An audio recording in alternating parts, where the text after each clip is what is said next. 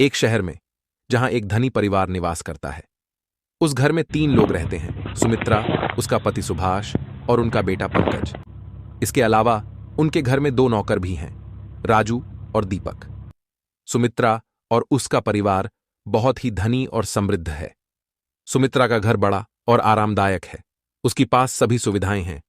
वह अपने परिवार के साथ खुशहाली से जीती है। सुमित्रा वहीं सोफे पर बैठी होती है जब अचानक घर की घंटी बजती है। राजू, ओ राजू, देखना दरवाजे पर कौन है। कोई मेरी आवाज इस घर में सुनता ही नहीं है। मुझे खुद ही जाना पड़ेगा। सुमित्रा दरवाजा खोलती है। ये कौन है? माँ, ये गीता है। गीता एक अनाथ थी। उसका इस दुनिया में कोई नहीं था। कुछ महीने पहले पंकज ने उसे पास की एक दुकान पे देखा था। तभी से उसे गीता पसंद आ गई थी। धीरे धीरे उन्हें प्यार हो गया और फिर दोनों ने शादी कर ली। ये आपकी बहू है और हमने शादी कर ली है। सुमित्रा सुभाष को आवाज लगाती है। देखो, तुम्हारे बेटे ने क्या किया।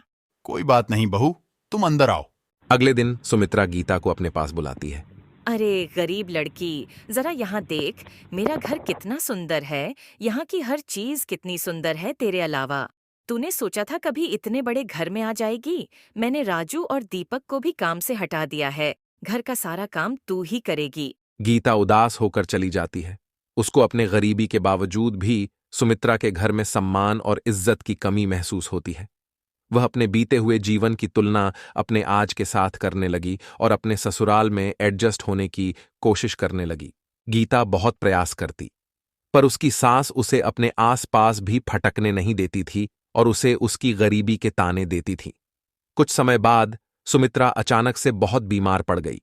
डॉक्टर ने बता दिया कि इनको पूरी आराम की जरूरत है और हर समय कोई न कोई इनके पास होना चाहिए। तब गीता ने ये जिम्मेदारी उठाई और वो अपनी सास की सेवा में लग गई और उसकी सेवा से सुमित्रा जल्द ही ठीक भी हो गई। यहाँ आओ गीता बेटी। जी माँ जी। मुझे माफ कर दो, मैं कितनी गलत थी। जिसको मैंने इतने ताने सुनाए, उसी ने मेरी इतनी सेवा की।